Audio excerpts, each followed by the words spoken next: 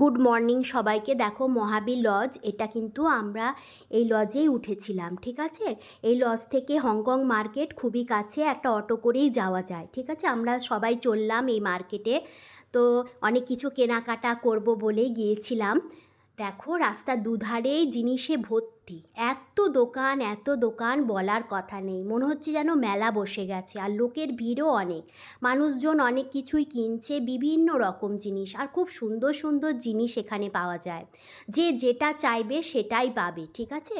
কিন্তু বিভিন্ন রকম দামের আছে, ঠিক আছে। কোনোটা কমেরও আছে, বেশিরও আছে।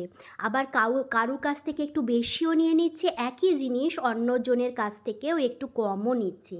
যে যেমনভাবে পারছে তেমনভাবেই নিচ্ছে, তার জন্য আমাদেরকে একটু সিরিয়াস হওয়া দরকার, ঠিক আছে।